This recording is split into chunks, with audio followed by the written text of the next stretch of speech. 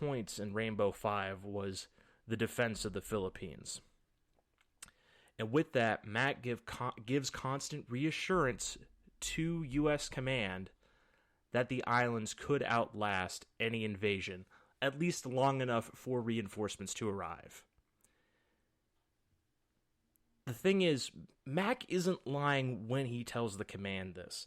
He fully believes that the forces that he has in the Philippines could outlast an invasion by the Japanese. And really, the Pentagon never looks into this. They just take Mack at his word.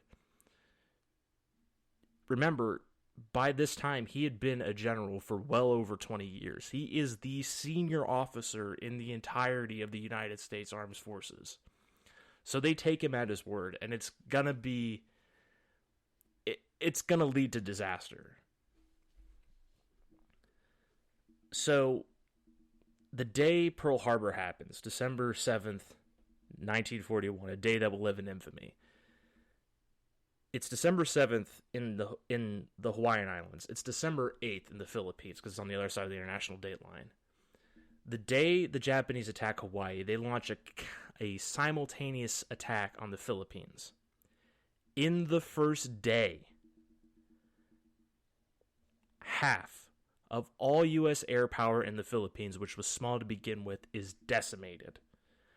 Basically what happens is, the morning of the attack, MacArthur is made aware of the Japanese assault and does nothing for hours. It boggles the mind as to what MacArthur does that morning. And what even boggles the mind further is that despite what is about to happen to the Philippines, he's still going to receive the Medal of Honor. We'll talk about that a bit later. We'll probably have to save it for the next episode.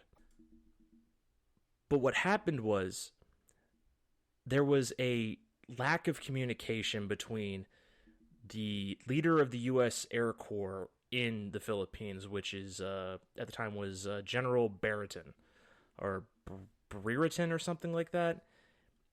Basically, there was no coordination between the different airfields on the islands, and half of the aircraft are still, more than half the aircraft, are still on the ground when the Japanese attack.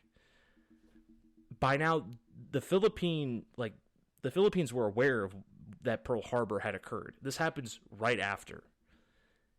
And still, the aircraft are on, airfields out on the runway, completely exposed to enemy attack.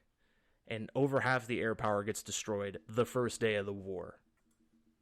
And by Christmas Eve, all of his air command is gone out of the Philippines. He's ordered them to leave, and the Navy had already left. There was a small naval force that MacArthur had in the Philippines. They left entirely. As they saw what was happening, they knew U.S. forces were not going to be able to outlast a Japanese invasion, especially after the air power had been destroyed. So the small naval force that was there left. And this is kind of the first instance of Mack getting butting heads with the Navy. And this is something that's going to last throughout the Second World War. And you kind of see it a little bit in Korea. So all that's left are U.S. ground forces and the Philippine Army. So he takes what's left of the forces, which the U.S. forces in the Philippines, along with the Filipino Army, outnumber the invading Japanese force. It's important to note this, because what he's deciding to do. Now, if you're aware of the Philippine Islands, there's hundreds of islands, and the big island to the north is where Bataan is. And that's where, if you know anything about the Pacific War, Bataan was like the advent where the war started. And it's the place, the Bataan Death March. We'll talk about that. Mack decides to put his forces there instead of pushing them farther south to a more defendable position in the islands. He concentrates his entire force on the Bataan Peninsula, which is tiny by comparison, and pretty much just set in for a defense. hoping that the Allies would be able to get to him for relief in time.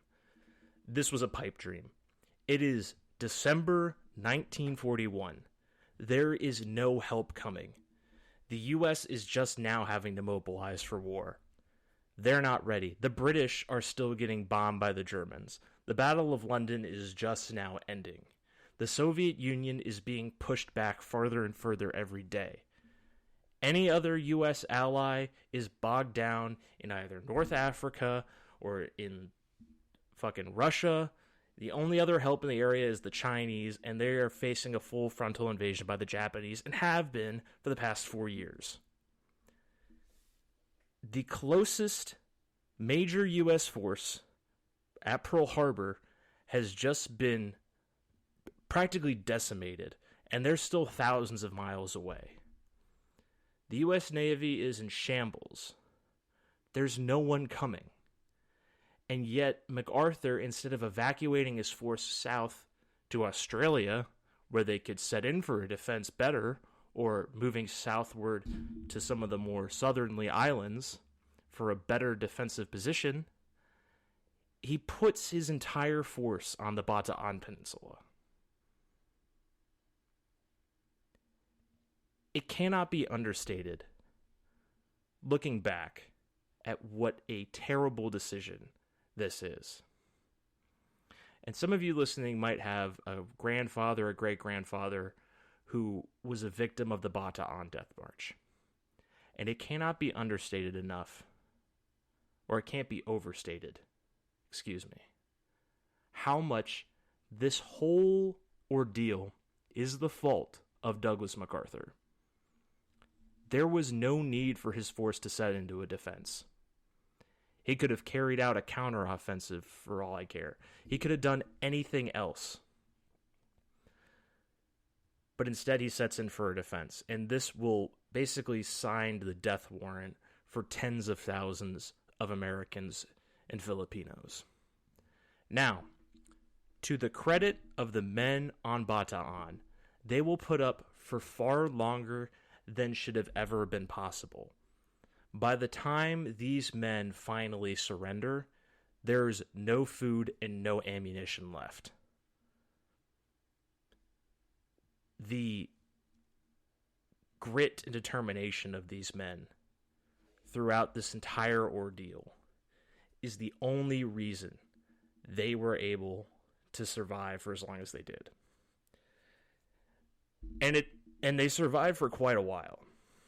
Now, to Doug's credit, he does stay. He doesn't immediately evacuate. But he doesn't stay on Bataan. He goes to this place called Corregidor Island, which is just off the coast. But during the whole time he's there, he only ever visits Bataan once, which up until this point is an out-of-character move. MacArthur used to be the guy who used to always love to visit his troops, but the one time when the situation was most dire, he basically never does. He makes one trip and he doesn't go to the front lines to see his men. This causes a massive sink in troop morale. And it leads to something of a nickname for Doug. The men who serve under him on Bataan end up calling him Dugout Doug, just because he's basically hiding on his island. But again, to Doug's credit, he stays there, and he had an intention of staying out and fighting to the end, from Corregidor at least. And even when other members of his staff left the island to head for Australia or safer territory, he stays on Corregidor. He's dug a grave, but he's sticking to it. He's staying in it. So whether you call it stupidity, bravery, whatever it is, he stays on Corregidor for much longer than he probably should have. But this works out in MacArthur's favor. You have to understand that at the advent of the U.S. involvement in World War II, things were in such a dire situation for all the Allies. It really looked like the Japanese and the Germans and the Italians were going to win this war. Or at least it was within the realm of possibility. all of a sudden, the U.S. press has a hero to look at. You got to remember, this is before the Doolittle raid, anything like that. MacArthur, for the U.S. press, is the hero they've been looking for. He stays behind, and from the outside looking in, looks like he's staying with his men. We know the truth. He was, he wasn't with them on Bataan. He was on Corregidor, but whatever, not important. He becomes essentially the most famous guy in the United States. There are newspaper articles that you can find from the time of babies being born in early 1942 being named Douglas, named after MacArthur, by the thousands. Maybe that's an overstatement, but regardless, he becomes the celebrity hero that they've been looking for. Doug also gets his 4th star reinstated by FDR at this time. President Kazan wants to declare neutrality. MacArthur wants to also, he wants to save the Philippines. He agrees with Kazan on this. He wants to declare the Philippines neutral, withdraw U.S. forces, and get out of there. FDR orders him to stand and fight. This is also a moment where, despite the fact that, looking back, we know MacArthur screwed up in so many ways with this action in the Philippines, he actually finds a newfound respect in FDR. His willingness to stay behind and fight, air quotes, FDR ends up respecting him more because of this. And it kind of mends that relationship a bit. And it's going to end up playing in his favor in a very short amount of time. And we'll talk about that in the next episode. But I want to close out by kind of wrapping up Bataan with a bow here. So, finally, he can only... It becomes clear that the defense is not going to hold on Bataan. And FDR recognizes that they cannot afford to lose MacArthur, either because of his leadership, his military genius, but really it comes down to his celebrityism. He had become the post-Pearl Harbor hero, and the Allies could not afford to lose it. So finally, Doug was ordered to leave, but he was allowed to go on his own time of choosing. He got to choose when he left, but he was ordered he had to leave. So finally, he left with his staff and family for Australia in March after immense pressure from Washington. He ends up taking this small kind of torpedo boat thing off of Corregidor, dodging the Japanese Navy all the way. He ends up getting to Australia. He flies a B-17 trip from Darwin all the way south, takes a railroad train to, I want to say he goes all the way to Sydney, but I can't remember the details right now. But anyway, he makes this long journey, eventually ends up in Australia. When he gets there, it's kind of funny. Right before he leaves, this is an important note to make. President Kazan actually gives him a bonus for creating the entirety of the Filipino army. He gives him $500,000 US, which in today's money would be about $14 million just for making the Filipino army. A bunch of his staff also got paid. He also attempted to wire Ike $50,000 for his role when he served as Doug's aide, and Eisenhower respectfully declines, which says something about Ike. But as soon as MacArthur gets to Australia, he takes command of all ground forces and once again becomes basically a de facto military dictator of Australia. And that is where we will end today's episode.